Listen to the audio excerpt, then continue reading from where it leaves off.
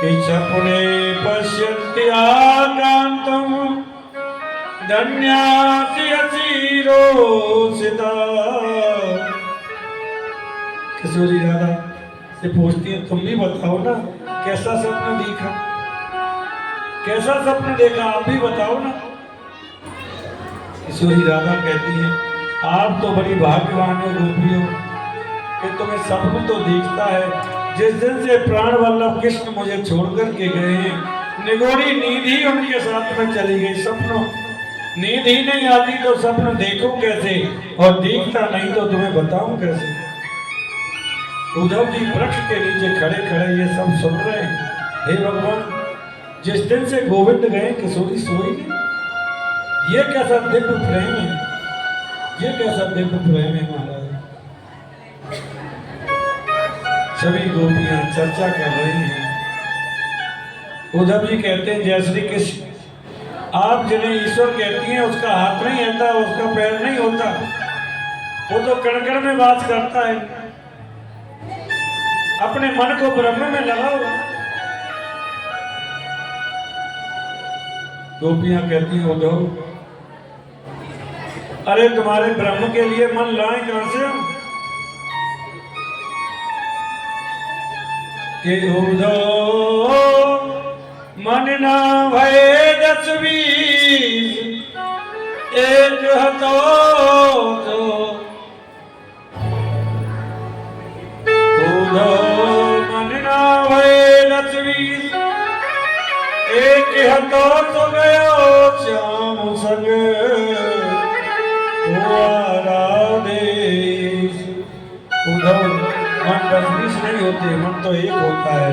और हमारा मन को हमारा प्राण वल्लभ हमारा कृष्ण लेकर के चला गया, तो हमारे तुम्हारे ब्रह्म के लिए, तुम्हारे परमात्मा के लिए मन लाए कहां से। और तुम कहते हो ब्रह्म का उसका हाथ नहीं होता, उसका पैर नहीं होता।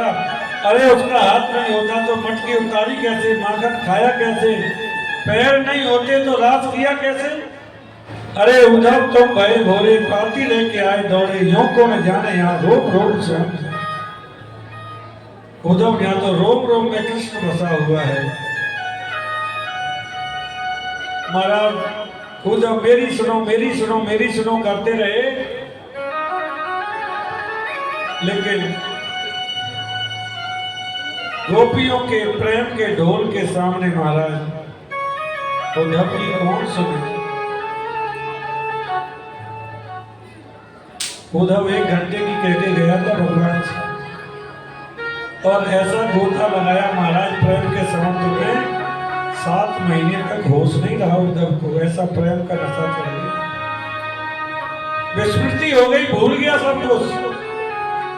ब्रज की रज में लोट मार रहा है, पड़ा हुआ है, शुद्ध नहीं है शरीर। और नेत्र खुलते ही कितना आनंद का अनुभव कर रहा हूं। कहता है भगवान, कभी मनुष्य शरीर मिले तो ब्रज में मिले, ऐसी कृपा करना।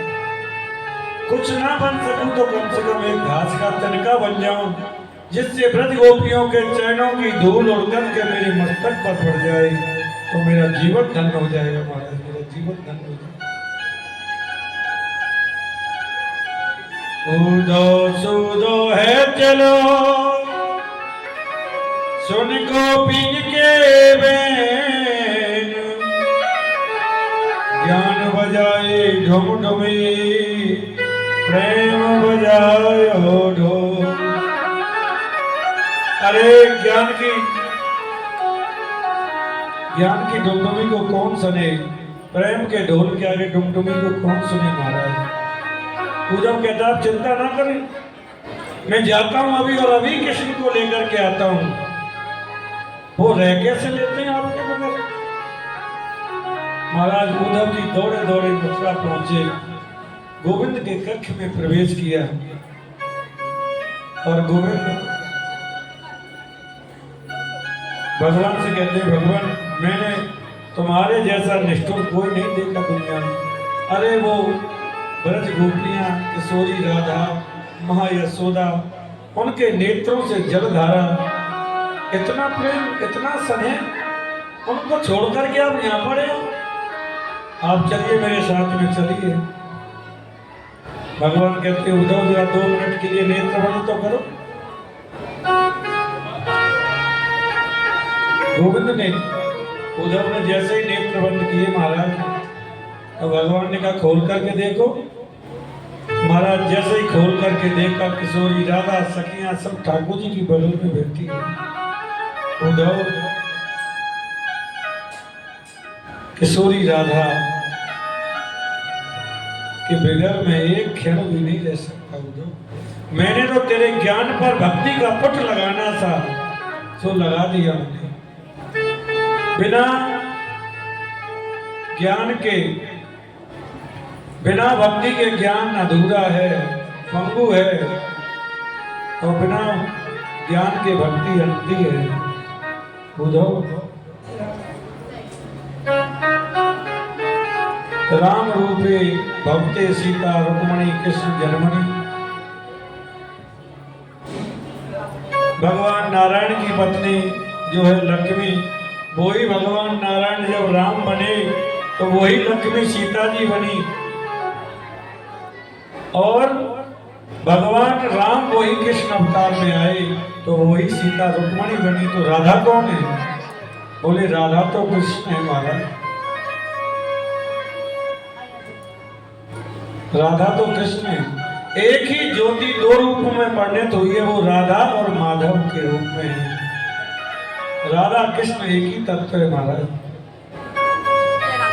एक ही ज्योति 2 रूपों में परिणत होगी। इसलिए राधा का प्रेम, गोपियों का प्रेम हमारे प्रेम जैसा नहीं था।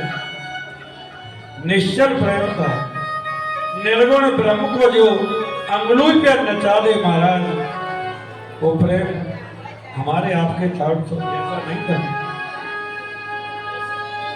उन गोपियों को आप साधारण गोपी ना समझें। क्या वे गोपियां केवल साधारण गोपी हैं? उद्धव को उनका सर्वांग महाराज दर्शन हुआ। उद्धव को गोपियों की शरणागति मिली, भक्ति का स्वरूप है। इसके बाद कन्हैया कुब्जा के घर गए, अक्रूर जी के मन में आनंद की अनुभूति कराई कि उद्धव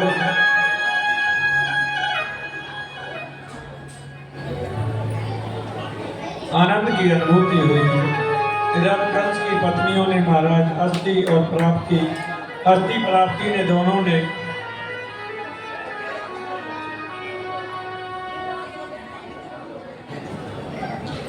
जाकर के जरासंध को शिकायत कर दी। महाराज जरासंध ने 13 अक्षौणी सेना लेकर के मथुरा पर चढ़ाई कर दी। सुखदेव जी बहुत सुंदर वर्णन कर रहे हैं। 13 अक्षौणी सेना लेकर के जरासंध ने चढ़ाई कर दी। एक बार नहीं, 2 बार नहीं, भगवान ने 17 बार उसको हरा दिया। 18वीं बार जरासंध 18,000 ब्राह्मणों को पूजा पर बिठा करके गया कि यदि मैं इस बार युद्ध में हार गया तो महाराज तुम्हारे सिर को धड़ से अलग कर दूंगा। मेरे गोविंद नहीं चाहते किसी भी ब्राह्मण का वचन असत्य हो। कृष्ण बोले माखन चोर कहते ही हैं, चीट चोर कहते ही हैं, रण चोर और कह देंगे, क्या फर्क पड़ेगा। महाराज बलराम जी ये क्या कहते हैं?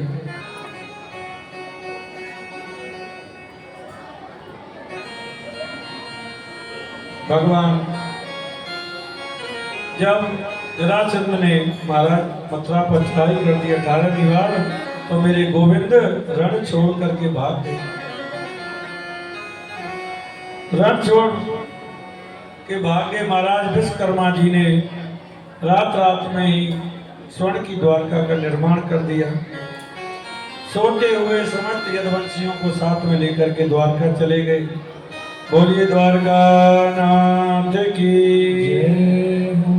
महाराज रेवती नाम के राजा आए, उन्होंने अपनी कन्या का विवाह बलराम जी के साथ में किया। कन्हैया बोले भैया द्वारका के राजा तो हम है गए, भैया को ब्याह भी है, अब हमारा होना चाहिए। भगवान सोच रहे हैं ये बात, अब हमारा विवाह होना चाहिए। अब विवाह है वह कैसे? अरे कोई कन्या देगा तब विवाह होगा। देखने कोई आया नहीं, कन्या कोई देता नहीं, तो विवाह कैसे हो? किसी ने कहा महाराज हम तो ब्रह्मचारी हैं। हाँ जरूर, अच्छी बात है ब्रह्मचारी हो, लेकिन किसी चीज के अभाव में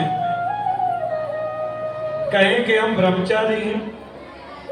हम रसगुल्ला नहीं खाते, अरे मिलता ही नहीं तो खाओगे कैसे? रसगुल्ले रखे हों, 56 प्रकार के व्यंजन रखे हों, कहें फिर कहेंगे हम नहीं खाते, हम नहीं खाएंगे, रसगुल्ला नहीं खाते। अरे बेटी किसी ने दी नहीं, ब्याह किसी ने किया नहीं, ब्रह्मचारी तो आप ही रहोगे। कन्या कोई देने को राजी हो, विवाह करने को तैयार हो, फिर आप कहें कि हम विवाह नहीं करेंगे, तब तो कहें हम ब्रह्मचारी। तो ऐसे ही भगवान सोच रहे भैया, भैया को ब्याह भी है गए, अब द्वारका के राजा भी हम हो गए, अब हमारा ब्याह होना चाहिए। अब ब्याह कैसे हो गए? अब ब्याह कैसे हो महाराज? तो इधर एक भीष्मक नाम की राजा हैं, कुंडलपुर में वास करते हैं। भीष्मक राजा के उनके 5 पुत्र हैं। बड़े पुत्र का नाम है रुक्मी। महाराज भीष्म पितामह के पुत्री नहीं थी। नदी में स्नान कर रहे थे तो कमल के फूल पर रुक्मणी जी मिली उनको कन्या के रूप में। लक्ष्मी कभी गर्भ में वास नहीं करती है, लक्ष्मी कभी गर्भ में वास नहीं करती है। भीष्मक राजा को कन्या मिली, उन्होंने बड़े लाड़ प्यार से पाला महाराज, बड़े लाड़ प्यार से पाला। रुक्मणी को आया लखाया ब्रजसी बनाया, लेकिन कभी कभी घर में क्या होता है, जब पुत्र बड़ा हो जाता है तो माता पिता की चलने नहीं देता, अपनी अपनी चलाता है। ऐसा ही हुआ, बड़े पुत्र ने शिशुपाल के साथ में सगाई कर दी। पहले स्वयंवर हुआ करता था और शिशुपाल ने कह दिया स्वयंवर तो नाटक में दिखा देंगे, लेकिन माला तो शिशुपाल के गले में ही डालना। रुक्मणी जी बड़े दुखित मन में है, अपनी भाभी से सारी बातें कही कि मैं मर जाऊंगी लेकिन शिशुपाल के साथ विवाह नहीं करूंगी। भाभी ने कहा चिंता क्यों करती है? अरे द्वारकानाथ बड़े कृपालु हैं, तुम एक पत्र लिख दो। तो रुक्मणी जी ने महाराज एक पत्र लिखा, पंडित जी को दे दिया। पंडित जी से कहा पंडित जी ये पत्र द्वारका पहुंचा दीजिए। महाराज रुक्मणी जी ने लिखा कि श्रुत्वा गुणान भुवन सुंदर सुरते निते कर्ण्यो कर्णकार रूपम दशाम रसमति अखिलाम तत्ते। गोपाल मैंने आपको देखा नहीं है, मैंने आपको देखा नहीं है, आपके गुणों को सुना है, आपके गुणों को सुनकर के ही मैंने पति रूप में आपको वर्णन कर लिया। और जो चीज सिंह को मिलनी चाहिए उसे कोई श्याम ले जाए, ये बड़े संकोच की बात है। हे गोविंद यदि आप नहीं आए नहीं तो प्राण त्याग कर दूंगी, लेकिन सिवा आपके किसी को चाह नहीं सकती। गोपाल सोचते हैं क्या करें। एकात्मा मुकंदम महिते कुलिष्टम विद्या विनीयते ततीनाम पुनः।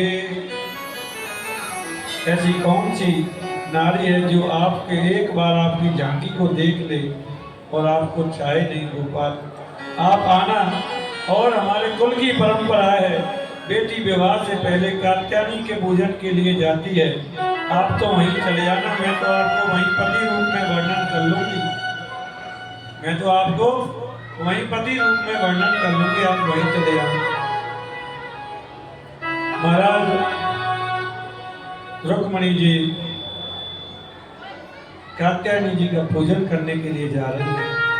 10,000 सैनिक लगे हुए सुरक्षा में। उसके भाई ने रुक्मी ने 10,000 सैनिक लगाए सुरक्षा में, कहीं चलिया रहे कन्हैया, कहीं आ जाए कहीं ले जाए, पूरी व्यवस्था की हुई है। रुक्मणी बिटिया कात्यायनी के मंदिर में गई महाराज, और मेरे गोविंद मंदिर के पीछे से निकल कर के आए।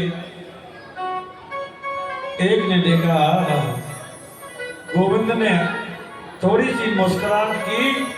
जैसे ही मुस्कुराहट की तो महाराज 10,000 सैनिक भूल गए किस काम के लिए खड़े हैं हम यहाँ पर। गोविंद चले जा रहे हैं।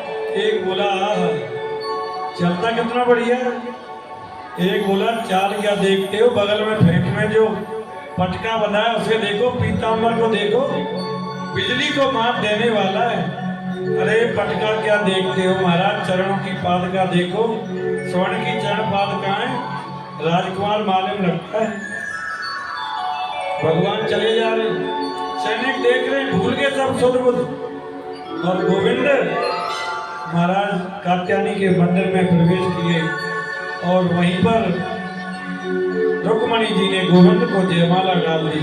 बोलिए बाल कृष्ण लाल की जय, रुक्मणी रमण भगवान की। और गोविंद ने महाराज रुक्मणी जी को गोदी में उठा लिया। सैनिक करे क्या बात है, जोड़ी कितनी सुंदर है, चलता कितना बढ़िया है। महाराज गोविंद गोदी में उठा कर के ला रहे हैं। ये सब देख रहे हैं लेकिन ये कोई नहीं देख रहा, ये कर क्या रहे हैं। गोविंद लाए, रथ में बिठाया, और रथ में बिठा कर के महाराज ले गए। किसी को सुध नहीं। 2 मिनट के लिए आया था, कैसा दीवाना बना के चला गया, पता नहीं ऋषि कुमार था कि राजकुमार था, कहां से आया पता नहीं। एक सैनिक बोला वो तो सब बात ठीक है, पर रुक्मणी बिटिया, बोले वो तो मंदिर में है, उनको होश ही नहीं है, बोले वो तो मंदिर में है। जैसे ही महाराज मंदिर में सैनिक गए, बोले बिटिया तो अंदर है ही नहीं। अरे रुक्मणी कहाँ, बोले मुझे क्या मालूम। अरे भाई रुक्मणी, बोले मुझे क्या मालूम। एक बोला मुझे मालूम है। अरे वो ले तो गया, अरे रोका क्यों नहीं। कहता जोड़ी बहुत बढ़िया, पहले ले जाने दो बाद में बताऊं। तो महाराज रुक्मी ने सैनिक भेजे पीछे। रुक्मी दौड़ा, अरे कृष्ण रुक जा, यदि तूने अपनी माँ का दुग्ध पिया है तो रुक, ठहर तो सही। महाराज भगवान को माँ के दूध की ललकारा, मेरे गोविंद ने तुरंत रथ को रोका और रुक्मी को पकड़ करके चक्के में बांध लिया। महाराज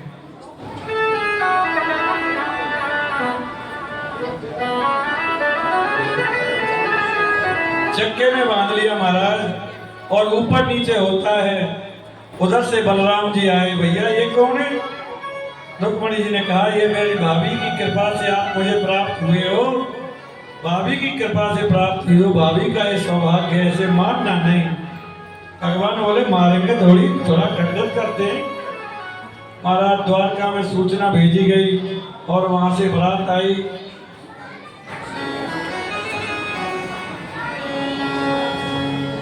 द्वारका से बारात आ रही है महाराज कुंडनपुर के लिए।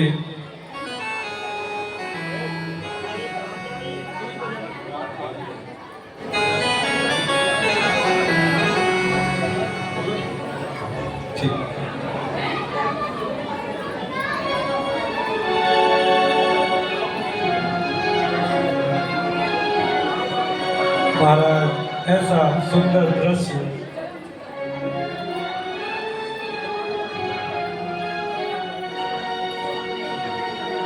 इतना सुंदर दृश्य हो रहा है। मेरे गिनियो ना पुराण लाडले श्री राधे, मेरे गिनियो ना पुराण लाडले श्री राधे, लाडले श्री राधे, लाडले श्री राधे।